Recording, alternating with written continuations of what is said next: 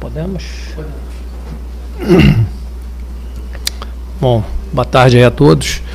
Queria começar pedindo desculpas por ter antecipado um pouco aí o horário da entrevista, mas é que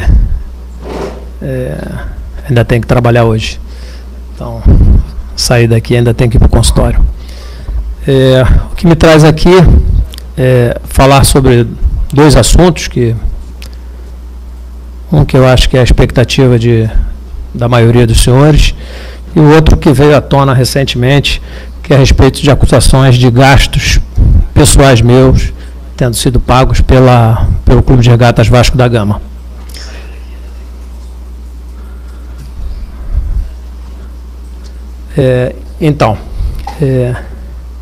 Primeiro queria começar esclarecendo, né, um fato que é importante e que não ficou claro na reportagem, né, na matéria que foi feita recentemente, é que eu não estou sendo processado pelo senhor Luiz Gustavo. Em realidade, o que é o inverso, há uma inversão aí dos fatos. É o Vasco quem pede, através da Justiça, que o senhor Luiz Gustavo, ex-vice-presidente de Patrimônio, esclareça, né, forneça os documentos contábeis necessários de comprovação dos borderôs dos jogos desde do final de janeiro desse ano até maio, quando ele, juntamente com os demais membros da Identidade Vasco, saíram do clube, né? E essa, na realidade, esse foi um dos motivos do racha com a Identidade Vasco, esse questionamento, né? E aí eu devo confessar aos senhores que eu errei, e errei sim, errei em admitir ter esse senhor como vice-presidente do Vasco, o senhor Luiz Gustavo, indicado pelo senhor Roberto Monteiro, que é o cabeça do grupo Identidade Vasco. Naquela ocasião, a tesouraria já cobrava sempre ao Luiz Gustavo que fosse apresentado o borderô dos jogos com o resultado financeiro, né, e esse resultado devendo ser entregue na tesouraria para que a partir dali fosse encaminhado para a contabilidade. E diante da dificuldade de se conseguir esse borderô juntamente com os comprovantes, que acabou culminando com a retirada da operação de jogo da sua gestão, do seu controle, e aí a partir daí então tudo aquilo que vocês têm conhecimento, né, o rompimento com a Identidade Vasco. Esses borderôs que ele apresentou, não havia comprovação de sem número de gastos. Os documentos apresentados eram documentos não contábeis, ou seja, recibos simples feitos em papelaria, quando deveriam existir notas fiscais, notas cariocas. Tá certo? Essa matéria, né, que foi levada a público recentemente, ela foi oferecida a 3 grandes veículos de comunicação que se recusaram a divulgar a partir do momento em que eles procuraram o clube e o clube prestou os esclarecimentos devidos. E aí, infelizmente, um jornalista em que a gente duvida até da real intenção dessa reportagem, traz esse assunto a público, porque o Luiz Gustavo teria apresentado à Justiça alguns documentos de gastos pessoais. Vale lembrar que esses gastos, eles nunca transitaram pelo clube, nunca saíram do caixa do clube, e eles sequer têm autorização de pagamento. Tirar uma nota carioca no nome de qualquer pessoa ou instituição é a coisa mais fácil do mundo, é só fornecer razão social e CNPJ. Então, esse mesmo jornalista que trouxe isso a público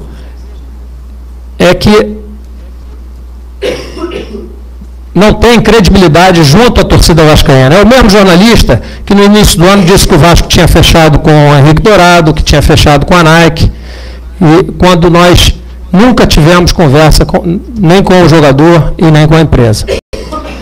Então, o senhor Luiz Gustavo anexou aqui notas fiscais de conserto de veículo, de um veículo meu, e estranhamente, com um orçamento que tem uma data posterior ao reparo. Então ele apresenta uma nota fiscal de reparo e um outro orçamento que está aqui no seu nome, com data posterior à nota fiscal. E estranhamente, com um valor menor do que o que ele diz ter sido pago. Né? Esse é só um dado. Na realidade, houve um acidente com o meu carro, sim, mas foi um acidente em que um dos seguranças estava dirigindo e o senhor Luiz Gustavo era, então, o responsável pela gestão da segurança do clube. E ficou de resolver esse problema e de reparar. Então, o carro, de fato, num desses jogos, numa das viagens que eu fui, ele foi levado para ser consertado, um pequeno reparo no retrovisor, e que, a meu ver, tinha sido pago pela própria empresa que presta serviço de segurança. E o outro documento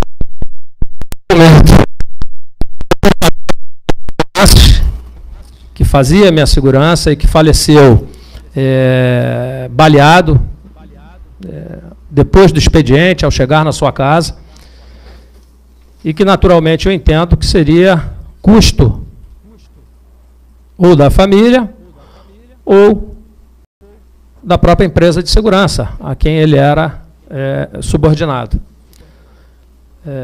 E, estranhamente, depois de ter sido cobrado na Justiça que prestasse esclarecimentos, que fornecesse os documentos contábeis das partidas, né, dos borderôs, o senhor Luiz Gustavo anexa esses documentos à Justiça, sendo que esses documentos nunca transitaram no clube. Eles não têm nenhuma anotação na contabilidade do clube. Nós já entregamos para o Conselho Fiscal todos os documentos, inclusive com balancete do primeiro trimestre, e agora estamos entregando o do segundo trimestre. E não existe qualquer lançamento desse tipo de despesa. Ou seja, isso é uma mentira descabida. Isso faz parte de uma política rasteira do Grupo Identidade Vasco.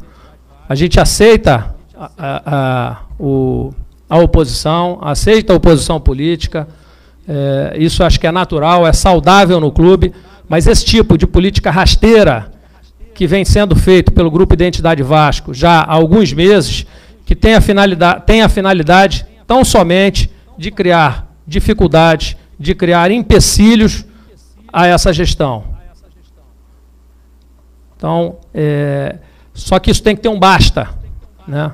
Enquanto eu sou criticado ou pelo mau desempenho do futebol, ou por qualquer outra atuação, ou qualquer outra medida de gestão em que as pessoas discordam, está tudo tranquilo, é aceitável, isso é normal. Agora, eu não admito esse tipo de ataque pessoal, esse tipo de ataque à minha honra, à minha moral, porque a minha vida sempre foi pautada na seriedade, quer seja profissional, quer seja nas minhas condutas pessoais. E isso é inadmissível, e essas pessoas serão cobradas por isso. Serão cobradas por isso. É preciso dar um basta nisso. Toda hora eles querem plantar uma notícia, querem criar um fato novo para impedir que a gestão siga em frente, fazendo as transformações que são necessárias para o bom andamento do clube. Então, os documentos estão aqui. Essa é a ação que o Vasco moveu para que o senhor Luiz Gustavo preste os esclarecimentos devidos.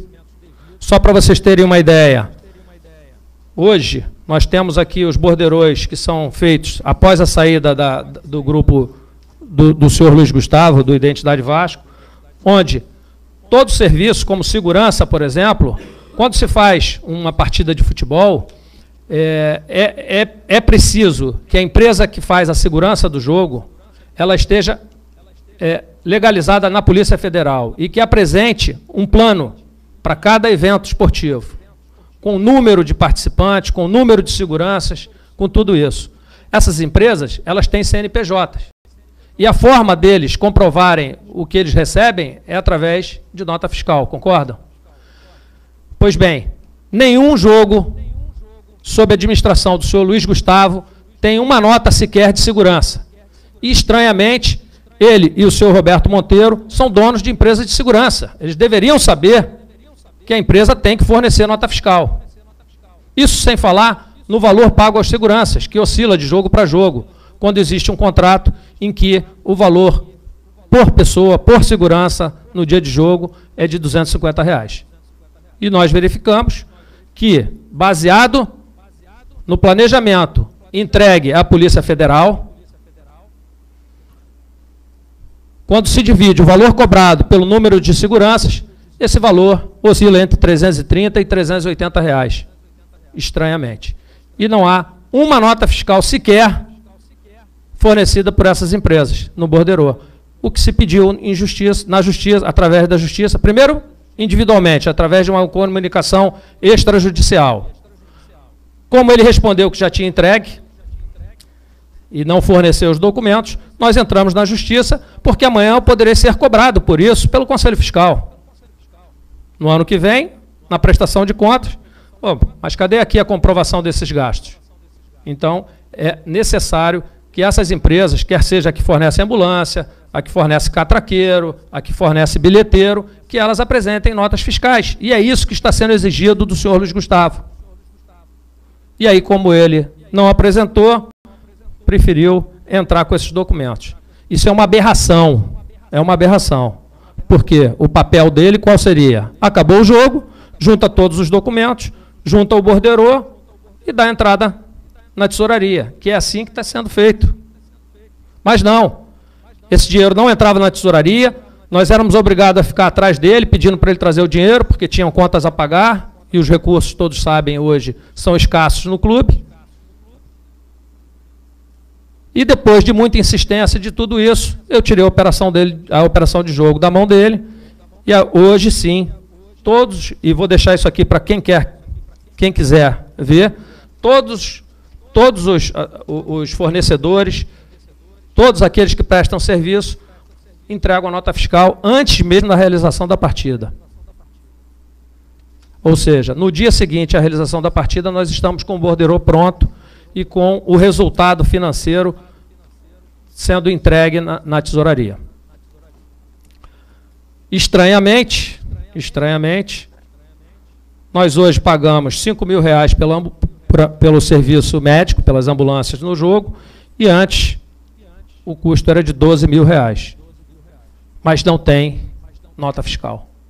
Então, era isso que eu queria trazer aqui a público, desfazer esse mal-entendido, lamentar pelo comportamento desse jornalista, que não faz o bom jornalismo como essas três instituições, essas três empresas que são, como se diz, de comunicação fizeram, que foi apurar os fatos. Ligar para o clube, saber a versão do clube, saber qual é a posição do clube. E esse jornalista, infelizmente, com um comportamento estranho, com uma matéria sensacionalista, traz a público uma matéria que não é verdade, onde ele dá a entender que eu estaria sendo processado, o que na realidade não é verdade, é o inverso. O processo que está aqui, para que os senhores analisem, ele foi movido pelo Vasco para que o senhor Luiz Gustavo forneça os documentos contábeis dos jogos entre janeiro e maio. Bom, eu estou à disposição dos senhores para qualquer pergunta, inclusive as que não estiverem relacionadas a esse fato.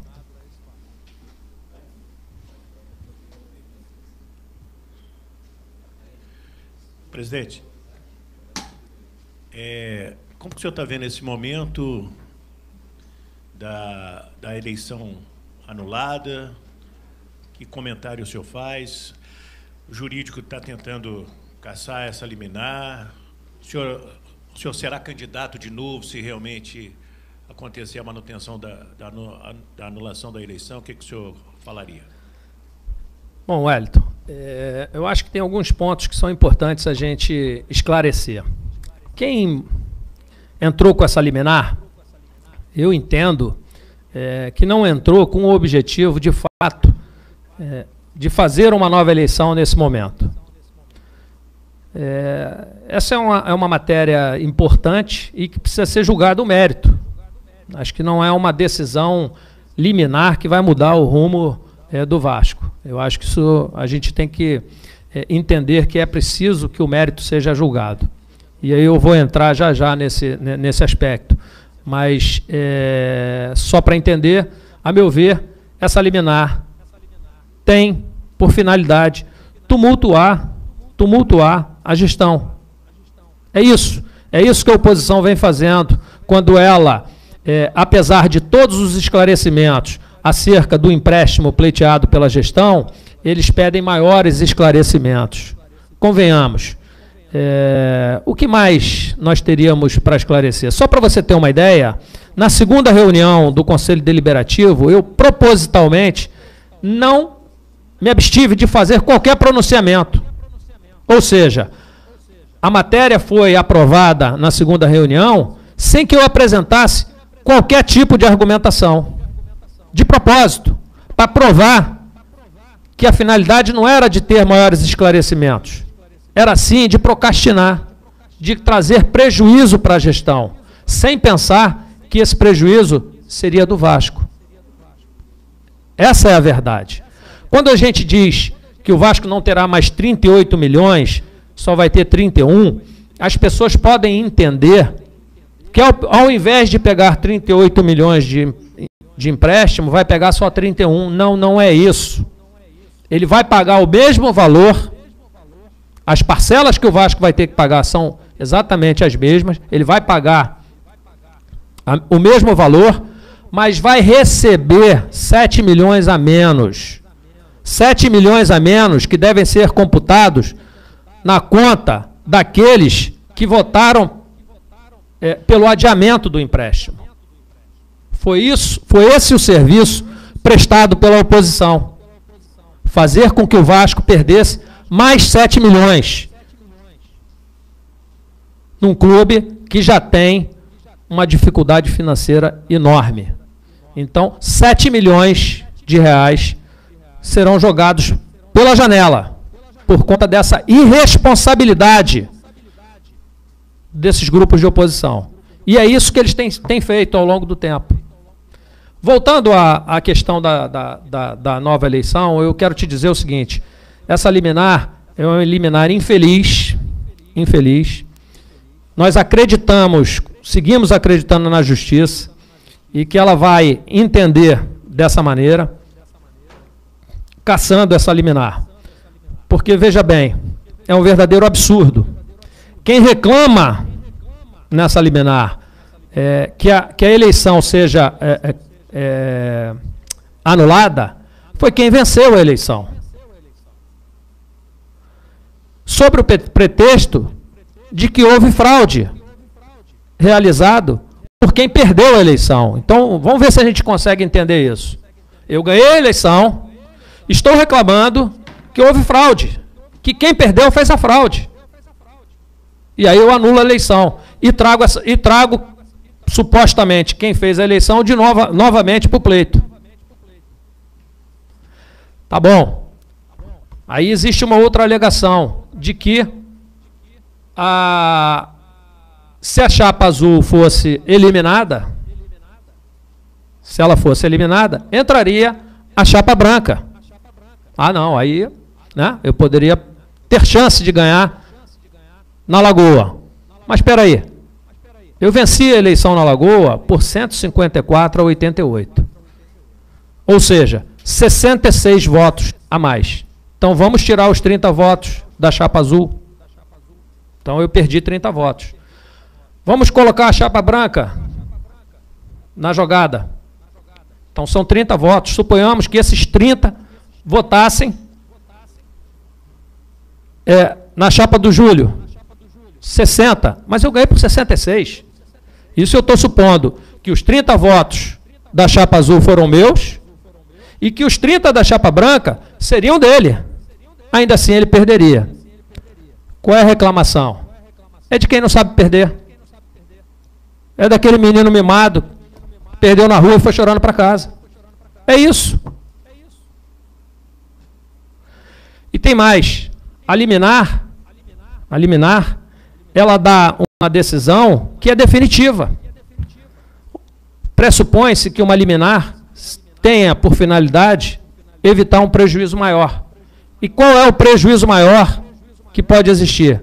É o que a liminar está dando. Porque se houver uma nova eleição, uma nova diretoria tomar posse, e lá na frente, quando for julgado o mérito,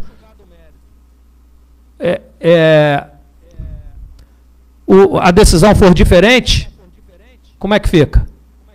O dano já foi feito, já foi causado. Então, nós entendemos que essa liminar ela é absurda, ela é infeliz e que ela deve ser cassada. E nós estamos trabalhando para isso e acreditamos na justiça. Presidente, falando um pouco para o torcedor que, nesse momento, com todas essas questões políticas do clube e ainda somado ao momento do futebol, fica muito preocupado com a questão do clube, com o futuro, enfim, até principalmente com o final desse ano, até tendo em vista a decisão judicial. O que você pode falar no sentido de que já entendemos que você vai recorrer dessa decisão e já recorremos. E recorreu e não concorda com ela, até por isso, óbvio, recorreu. Mas que medidas você acha que são possíveis, além do que representa para vocês no cenário do clube? Falando especificamente do empréstimo, por exemplo, o que representa para vocês essa decisão para a gestão do clube nesse momento? E o que pode ser feito no sentido de minimizar as consequências disso para o futebol, por exemplo? Bom, vamos lá. Essa liminar, ela, de certa forma, ela inviabiliza o clube, né?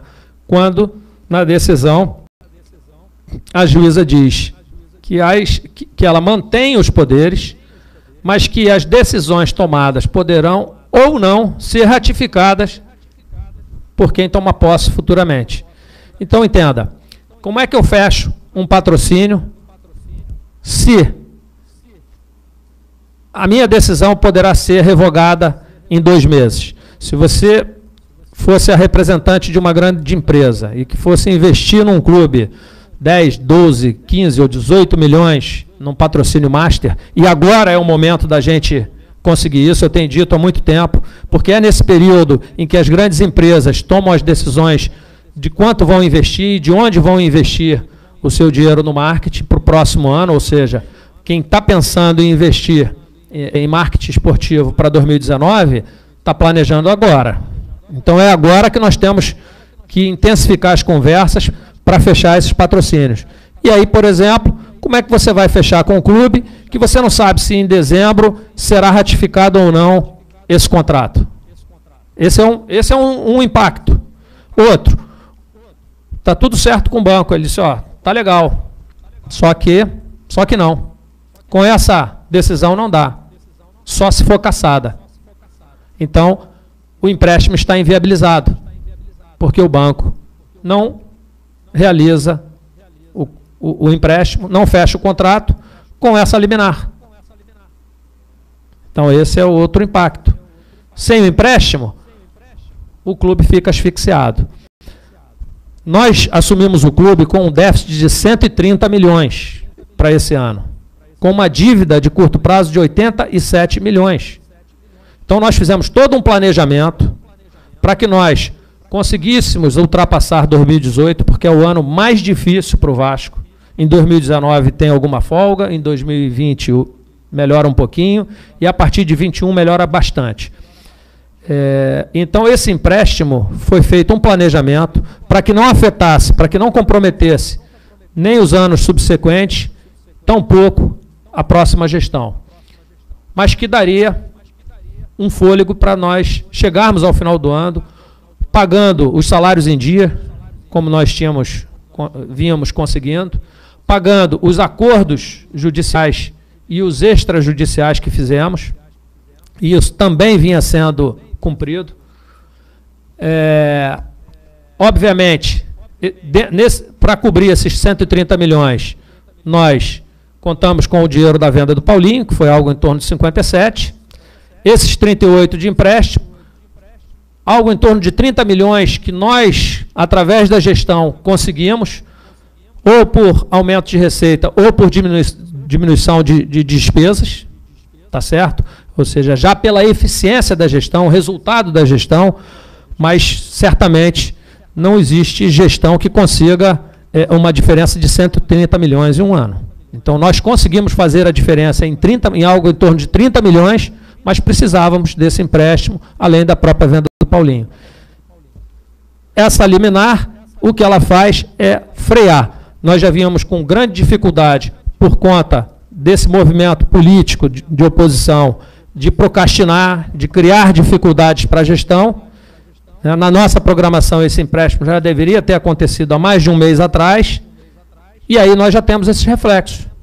O mês passado o pagamento não foi feito, agora dia 5 está vencendo mais um mês, e muito provavelmente nós não conseguiremos pagar. Temos trabalhado muito no sentido de tentar minimizar isso, tanto que os funcionários que ganham até R$4.000, eles estão com salário em dia, mas é fundamental que se resolva essa questão judicial para o clube prosseguir com os seus compromissos sendo arcados. Boa tarde, presidente. Queria que você falasse um pouquinho sobre o que vocês podem fazer de alternativa para conseguir manter o salário dos jogadores, né? Que, além de tudo, vai estar numa situação muito difícil no Campeonato Brasileiro. Eu acho que o salário de jogadores é uma prioridade. Tem alguma alternativa para pagar? Tem alguma forma de fazer isso ou é impossível? A gente faz esse exercício todo dia, né? Nós temos trabalhado incessantemente para que as coisas aconteçam. Eu vou te dizer que sem o empréstimo fica muito difícil se manter os compromissos sendo honrados em dia. Muito difícil. Óbvio que nós vamos seguir trabalhando, conseguindo daqui e dali, mas inevitável que algum atraso ocorra, que alguns fornecedores tenham o compromisso que nós assumimos sendo atrasado, né, no pagamento. Isso é inegável. Mas nós vamos continuar trabalhando para isso. Eu acho que, volto a dizer, acho que essa liminar ela deverá ser cassada e dentro em breve a normalidade voltar. Tem alguma previsão para esse mês? Sem previsão para pagar? Não. Sem o empréstimo? Não. Campelo, em relação, você acabou de falar que infelizmente não teria um plano B para isso. E como é que está sendo esse assunto em relação até mesmo aos próprios jogadores? Está tendo um contato direto, tentando explicar, porque provavelmente o jogador ele tem ciência do que está acontecendo e na cabeça dele provavelmente ele já sabe que não vai receber caso não tenha esse tipo de situação. A gente vê também muitos jogadores com contrato vencendo em dezembro. Por exemplo, o próprio Luiz Gustavo, se não me engano. Como é que está sendo tratado a questão do futebol para a viabilização até o final do ano e até mesmo pensando em 2019, já que existe esse impasse? Bom, esse é um outro impacto, né, que não foi falado, mas que essa liminar também traz, né, caso mantida. Quem é que renova o elenco? Quem é que contrata? Quem é que planeja? Quem vai querer assinar com o Vasco? Então, volto a dizer, essa liminar, ela traz muito mais prejuízo do que benefício. Ela não dá nenhuma garantia, ao contrário, ela só traz prejuízos para o clube. Só traz prejuízos para o clube. Em relação aos jogadores, nós temos conversado, eu pessoalmente conversei com a liderança, com alguns líderes do grupo.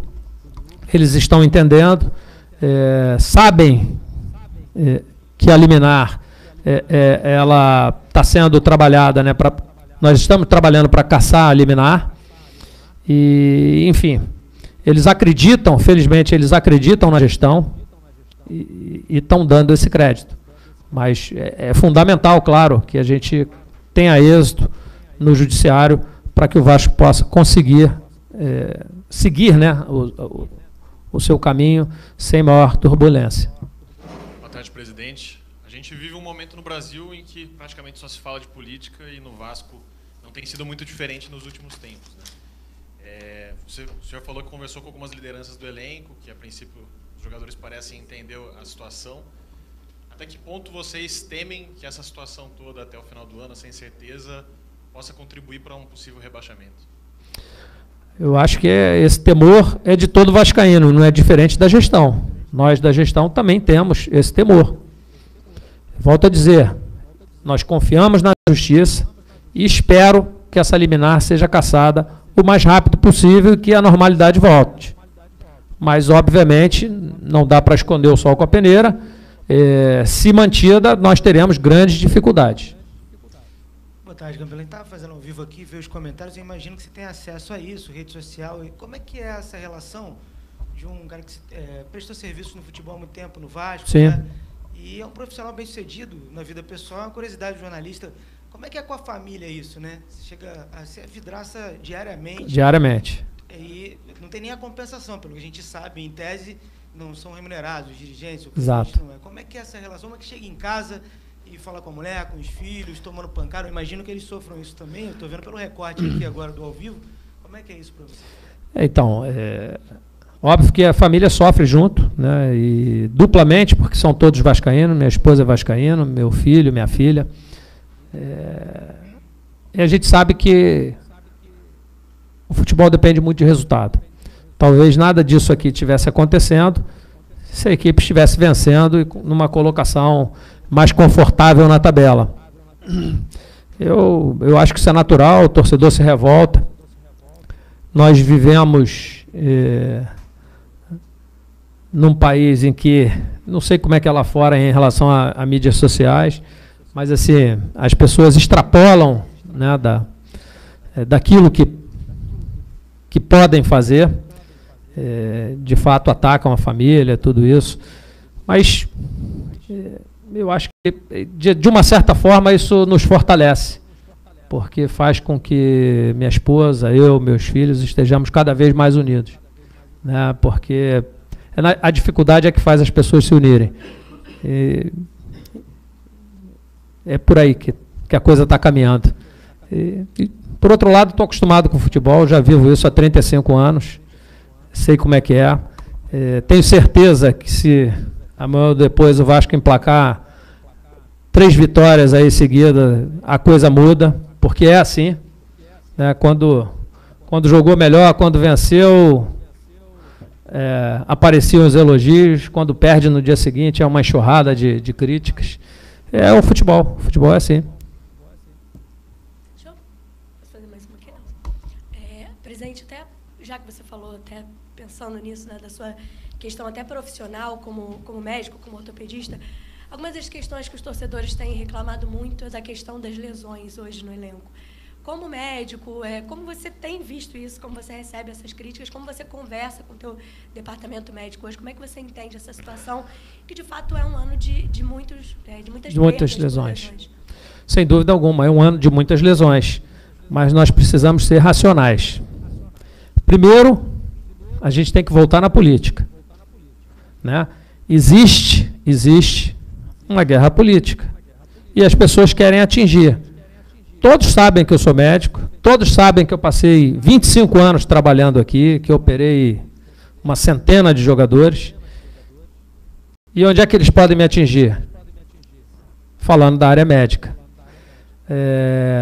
Tivemos muitas lesões, mas eu te pergunto, vamos excluir as lesões traumáticas, vamos às lesões musculares, as lesões que são possíveis fazer algum tipo de prevenção.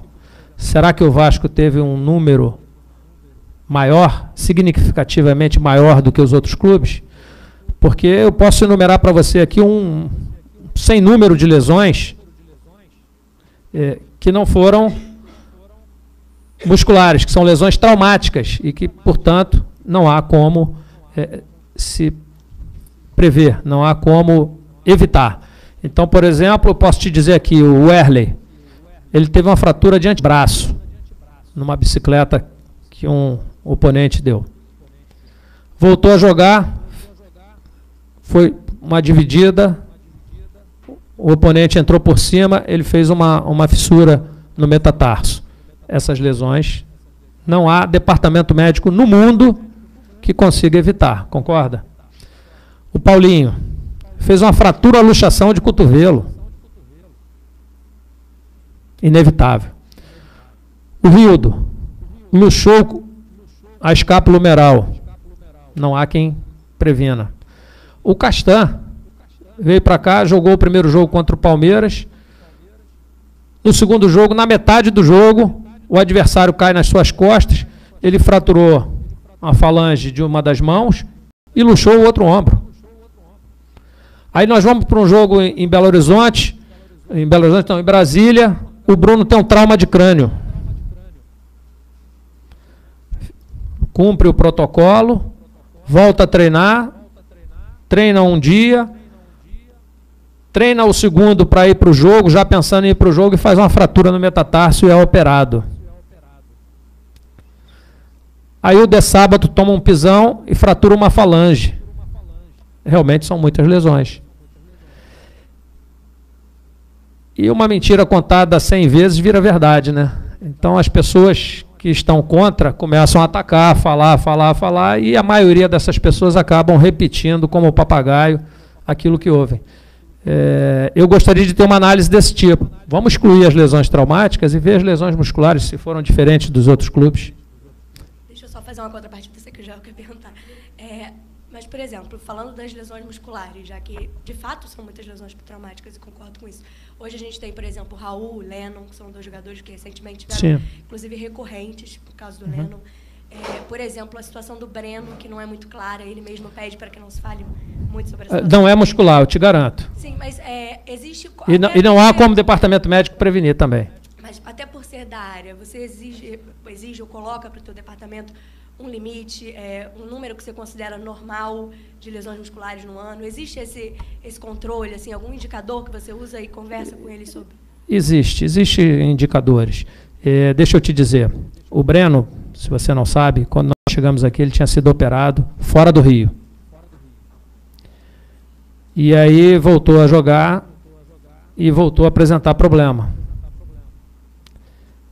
Voltou para a origem, onde ele foi operado.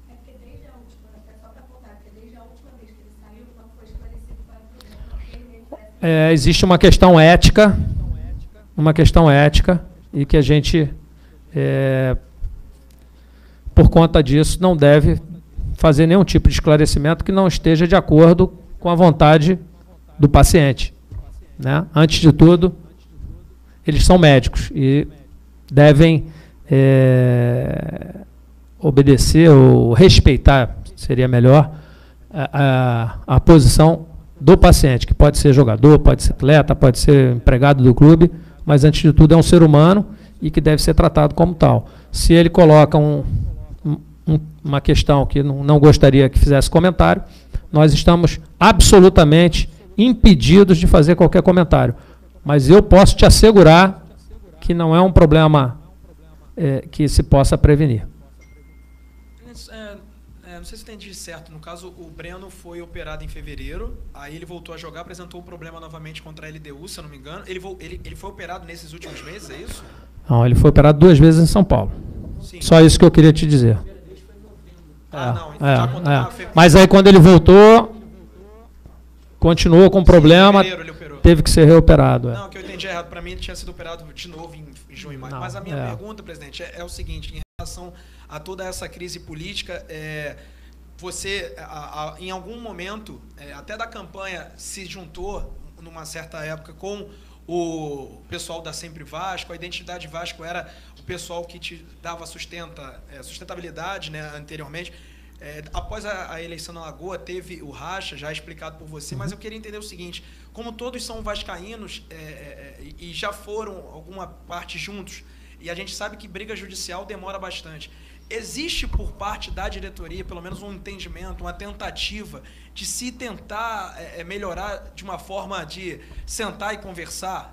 Ou não foi aberto esse tipo de diálogo por parte deles ou por parte de vocês? Olha, com todo mundo que procura ou que quer conversar, eu converso. Não tenho nenhum problema, até porque eu acho que essa é o que se espera de um dos poderes do clube. Aliás, dos 5 poderes do clube, o que se espera é que haja entendimento, né, que se pense primeiro no clube. Obviamente, eu estou sempre aberto à conversa, estou disposto a conversar, mas para se conversar tem que ter mais de uma pessoa interessada. Presidente, com relação ao novo... E estar junto, todos nós estivemos juntos em algum momento, né?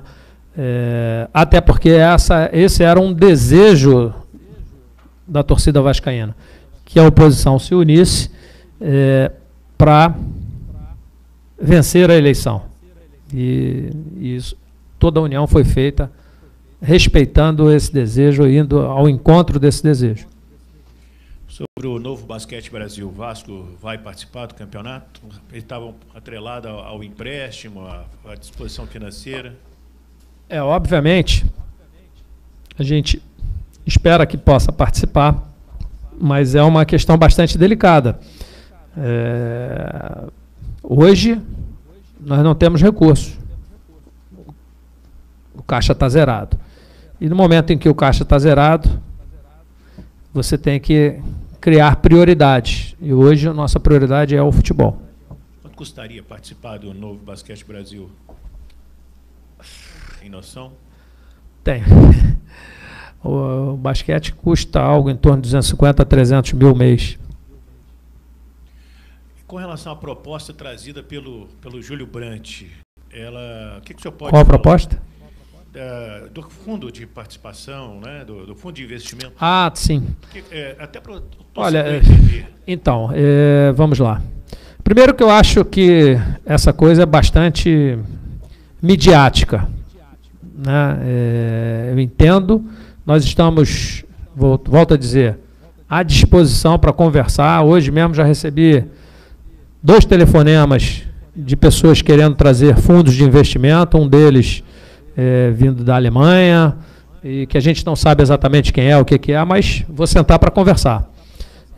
Então eu entendo que o clube está aberto ao investimento, está aberto a entender, a conversar com quem quer que seja, que tenha alguma proposta para ajudar o clube, quer seja de investimento ou não, mas isso tem um caminho. Aquele caminho de levar a discussão para o Conselho Deliberativo, ele não é o melhor caminho, não é o caminho ideal, não é o caminho certo. Primeiro, qualquer proposta de investimento, ela tem que passar pela diretoria administrativa. Tem que passar pela diretoria administrativa. Porque aí sim nós vamos avaliar qual é a intenção, quem é esse fundo, qual seria o investimento, quais seriam as garantias, qual seria a taxa, qual seria o tempo de retorno. Enfim, tem um monte de questões que precisam antes ser esclarecidas, serem estudadas, para depois sim, quando existir